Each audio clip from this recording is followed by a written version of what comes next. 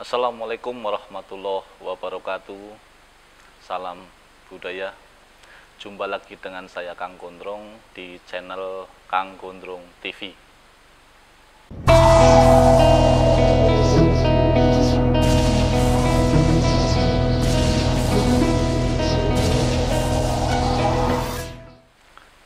Untuk teman-teman semua, sahabat-sahabat semua yang menonton channel saya ini, semoga selalu diberikan kesehatan karena memang keadaan sedang pandemi seperti ini, yang utama sehat.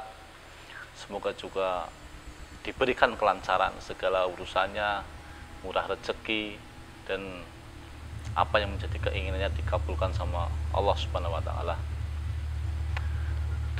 Di kesempatan kali ini kita ngobrol hal yang saya kira menarik. Cuman memang saya bikin dengan hal yang sederhana, yang ringan, biar apa istilahnya diterimanya juga lebih enak gitu kan. Tapi mungkin sebelumnya saya minta maaf dulu bahwa apapun yang nanti mungkin dibahas, apapun nanti versi saya, jawaban saya itu bagian dari pemahaman yang saya ketahui gitu loh. Saya tidak sedang bilang saya itu paling benar, saya tidak. Tapi paling tidak kita istilahnya nambah referensi, nambah informasi yang mungkin bisa kita jadikan tambahan pengetahuan dan wawasan kita. Apa yang bakal saya bahas ini berkait dengan kemarin saya sempat di Facebook saya, monggo kalau misalnya itu bisa di add, saya itu Facebook saya Kang Gondrong. Kemarin ada yang inbox kepada saya bahwa beliau menanyakan kepada saya bab masalah buka mata batin. Jadi beliau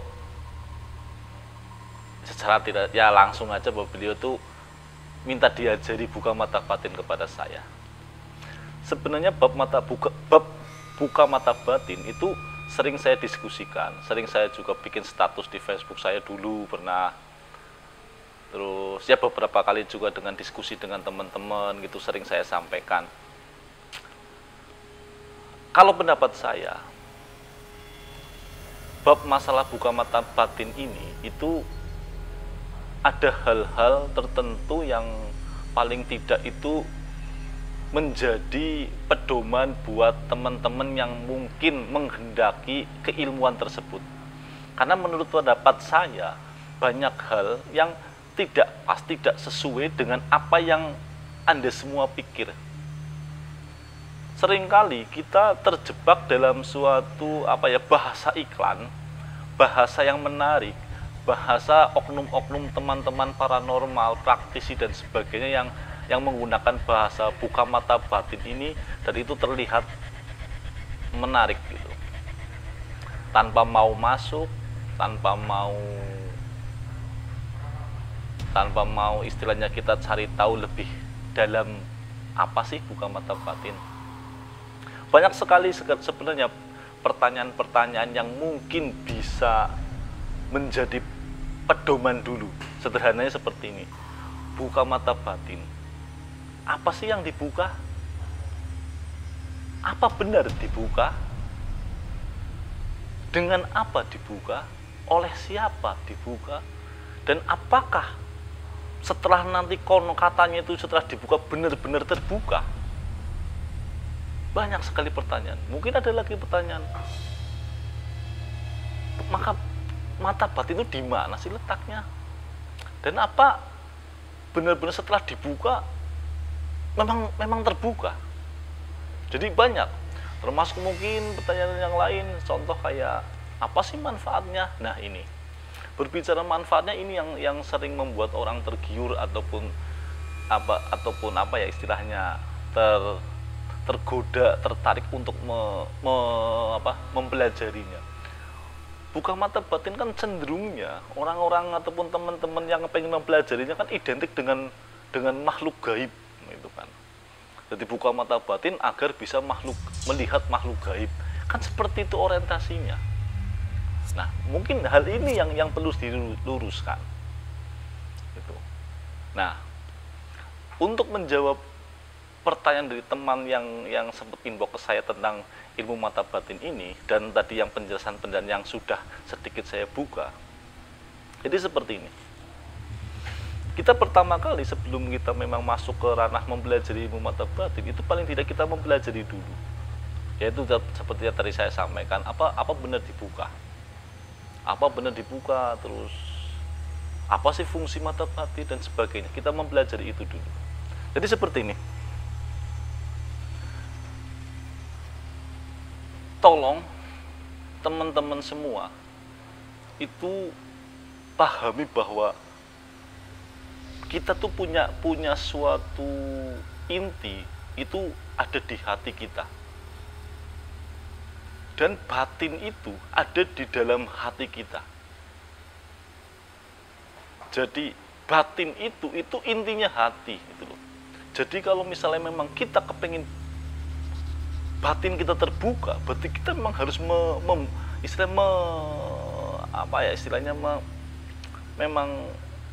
karena memang batin kan di dalam, berarti kita memang harus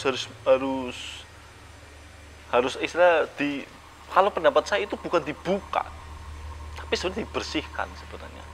Ini kalau versi saya, pendapat saya itu, jadi bukan sedang ngomong teman-teman yang menggunakan bahasa buka mata batin itu keliru, tapi pendapat saya batin itu bukan dibuka, tapi dibersihkan. Patokan manusia itu di batin. Pernah kalau saya itu merujuk dalam ada suatu catatan hadis dan sebagainya itu mengatakan bahwa intisari dari hati itu sebenarnya itu putih. Kenapa hati bisa berwarna merah hitam? Itu karena hati kita tuh diselubungi gitu loh. Tapi hakikat dari hati itu sebenarnya itu putih. Nah, itu batin itu sebenarnya yang putih itu. Nah, kembali lagi ke topik permasalahan. Sekali lagi saya sampaikan bahwa menurut pendapat saya, mata batin itu bukan dibuka, tapi dibersihkan. Batin ini penuntun kita. Batin ini yang mengarahkan kita untuk bisa mengetahui mana yang baik dan mana yang benar. Itu untuk menuntun kita untuk menjalani kehidupan secara baik dan benar sesuai dengan tuntunan. Kalau kita orang beragama ya tuntunan beragama. Jadi bukan dibersihkan. Dan fungsinya itu juga sangat luas. Jadi pada saat Anda berpikir bahwa mata batin itu digunakan untuk melihat makhluk gaib, maaf, tolong koreksi hal itu. Terlalu rendah pada saat Anda itu bilang bahwa mata batin itu bisa melihat makhluk gaib. Tapi kalau Anda mengatakan bisa untuk melihat gaib, saya setuju. Karena gaib kan tidak identik dengan makhluk gaib yang berupa jin dan sebagainya. Gaib kan bisa yang namanya istilah ini. Batin itu memang bisa melihat gaib, tapi gaib yang sifatnya mungkin masalah ataupun mungkin hal-hal yang mungkin memang bisa menjadi pelajaran hidup, itu kan gaib semua. Nah, itu yang untuk mengarah ke situ. Jadi jangan dangkalkan pikiran Anda dengan berpikir bahwa mata batin itu untuk melihat makhluk gaib yang identiknya dengan jin dan sebagainya. Jadi mata batin itu penuntun manusia untuk bisa membedakan baik mana tidak gitu. Nah, itu poin yang utama. Jadi kadang-kala masalah utama di bab masalah mata batin itu pemahaman hal ini. Orang terlalu dangkal pemikirannya bahwa mata batin itu untuk melihat makhluk gaib. Tolong koreksi itu. Gitu. Saya lanjutkan. Mata batin ataupun batin tersebut itu saya gambarkan tuh seperti kayak lampu boklam. Jadi hati itu saya samakan dengan lampu boklam. Sebuah batin, sebuah hati itu tidak bisa menerangi kehidupan kita, tidak bisa untuk kita gunakan sebagai patokan kita kalau batin itu diselubungi oleh debu-debu. Debu-debu ini yang bernama nafsu, bernama serakah, bernama iri, bernama dengki dan sebagainya. Jadi batin kita tidak mungkin bisa melihat, batin kita tidak mungkin bisa menerangi, batin kita tidak mungkin bisa untuk kita gunakan untuk kebaikan ataupun keperluan apapun kalau kita masih diselimuti oleh debu-debu yang bernama tadi yang saya sebut, ada nafsu dan sebagainya. Nah, agar kita bisa membuka mata batin kita atau bahasanya kita bisa melihat dengan mata batin kita, tugas utama kita apa? Ya kita membersihkan debu-debu yang menempel di batin tersebut. Kita harus membersihkan nafsu dalam diri kita. Kita harus membersihkan rasa diri kita dari rasa iri, dengki dan sebagainya. Jadi sekali lagi dibersihkan bukan dibuka. Bahasa dibuka sebenarnya dibersihkan. Tadi saya juga sempat sebut bahwa batin itu ibarat kayak lampu poklam. Kita lihat lampu poklam. Lampu poklam itu lampu poklam dia tuh tidak mungkin bisa menyinari sebuah ruangan, tidak bisa untuk bisa melihat suatu benda yang ada di dalam ruangan itu kalau lampu poklam ini diselubungi atau ditutup oleh debu. Jadi tugas kita, kalau kau pengen lampu poklam ini bisa memancar, bisa digunakan untuk bisa melihat segala sesuatu hal yang ada di ruangan ataupun di suatu tempat, tugas kita adalah membersihkan debu yang menempel di lampu poklam tersebut. Kita bersihkan. Jadi bukan kita buka. Itu hampir sama dengan penggambaran masalah batin tadi. Poklam dengan batin itu hampir sama. Jadi sama-sama, kenapa tidak bisa untuk melihat, tidak bisa untuk bisa mengetahui, itu karena banyak debu yang menempel di situ, baik di batin ataupun di lampu poklam tersebut. Jadi tugas kita itu sebenarnya itu bukan membuka, tapi membersihkan. Itu poin catatan yang maaf kalau bisa tuh tanamkan dalam pikiran Anda dan hati Anda. Karena seringkali orang tuh tidak bisa berpikir ke arah situ. Pertanyaannya, apakah benar bisa untuk bisa melihat makhluk gaib? Maaf, jangankan makhluk gaib. Itu tadi, cuman istilahnya kayak gini. Jangan pendek banget pikiran Anda. Jangan dangkal sekali pikiran Anda. Mata batin yang begitu luar biasa, itu kan anugerah Tuhan. Malah ada suatu apa istilahnya ya, ungkapannya kan Allah kan bertempat di hati. Apa hanya untuk melihat makhluk gaib gitu loh. Tolong gitu loh. Tolong benahi itu gitu loh. Tapi memang perlu saya sampaikan ini. Mungkin di sini saya bakal ketemu dengan teman-teman yang mungkin berbeda versi, berbeda pandangan. Tapi mungkin saya bisa menebak ke arah mana yang bisa menjadi celah untuk sedikit, bukan mendebat, tapi agak sedikit mengkoreksi apa yang tadi saya jelaskan. Tapi poinnya, mungkin teman-teman yang mungkin agak sedikit mengkoreksi saya, mungkin tidak bisa membedakan antara indera keenam dengan mata batin. Yang sedang kita bahas hari ini kan buka mata batin. Kalau indera keenam, memang ada titik-titik simpul energi di dalam diri kita yang nantinya ada di titik ajna. Nah ini yang memang bisa untuk bisa melihat makhluk gaib. Tapi bukan batin itu, gitu loh. Itu harus dibedakan. Gitu loh. Jadi kan di dalam diri manusia kan ada titik-titik cakra. Nah, salah satu titik cakra itu, simpul energi itu ada di sini. Ada ini di sini titik ajna. Dan kalau ini dibuka, memang kita bisa menembus.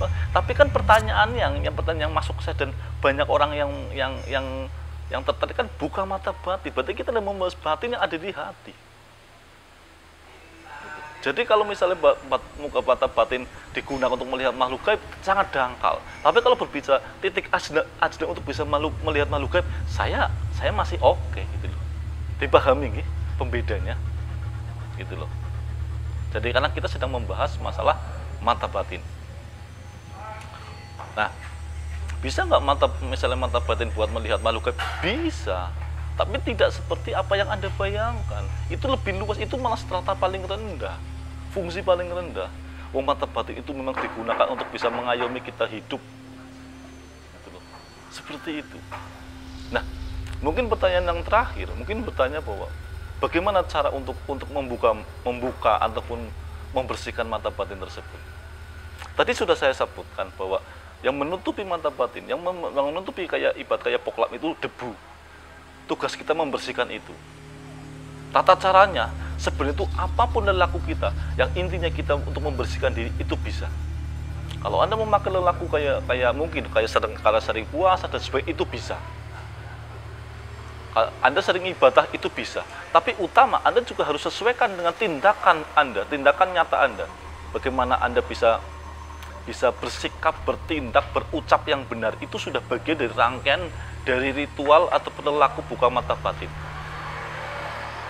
Jadi sampai di sini semoga bisa dipahami masalah bab buka mata batin. Jadi jangan salah persepsi, jangan dangkalkan pikiran Anda dalam menyikapi masalah mata batin.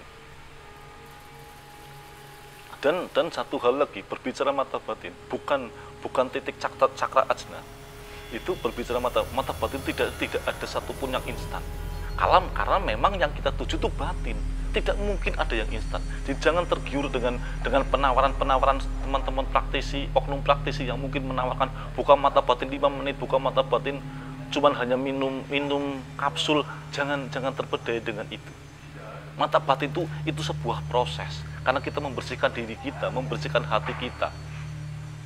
Kalau Anda memakai metode wiridan monggo silahkan, ibadah monggo, puasa monggo, tapi juga harus diimbangi dengan tindakan yang benar, baik pola pikir, baik sikap, ucapan dan sebagainya. Itu ritual buka mata batin. Jadi mata batin bukan ada di doa, mata batin bukan di ritual harus melakoni sesuatu hal yang rumit, tidak. Tapi mata batin ada di ritual kehidupan sehari-hari kita. Dan itu tidak instan, tidak ada yang instan. Jadi jangan pernah terpedaya. Saya banyak sekali dapat keluhan teman-teman yang konon katanya mengambil program pelatihan buka mata batin, tapi mereka semua gagal. Ya iya, karena mata batin itu tidak bisa instan. Batin kok instan? Tidak ada. Belajar mata ajna aja yang mungkin lebih dangkal aja susah. Apalagi batin hidup, batin itu Tuhan. Batin itu Tuhan di dalam diri kita, penuntun itu. Jadi jangan salah persepsi lah. Gitu loh. Jadi semoga penjelasan yang saya sampaikan ini semoga bisa dipahami. Saya masih berusaha menggunakan bahasa yang sederhana agar untuk bisa dipahami. Jadi sekali lagi tolong jangan dangkalkan pikiran Anda, jangan dangkalkan hati Anda. Lebih bijaksanalah menyikapi segala hal yang ada di dalam dunia metafisika ataupun spiritual, agar Anda tidak terpedaya oleh iming-iming sebuah iklan ataupun apapun. Saya tidak bermasalah dengan teman-teman yang teman-teman praktis yang mengiklankan itu, saya tidak bermasalah. Saya juga tidak mempermasalahkan teman-teman yang tergiur dengan hal itu. Tapi minimal dengan ini jadi menambah wawasan kita, referensi kita. Mungkin itu yang bisa saya sampaikan. Semoga apa yang saya sampaikan ini bisa bermanfaat. Seperti kayak tadi saya sampaikan, semoga bisa untuk menambah wawasan Anda, pengetahuan Anda. Mungkin itu saya, terima kasih. Sekali lagi, semoga teman-teman semua selalu dijaga dari hal-hal yang tidak baik. Terima kasih. Wassalamualaikum warahmatullahi wabarakatuh. Salam budaya.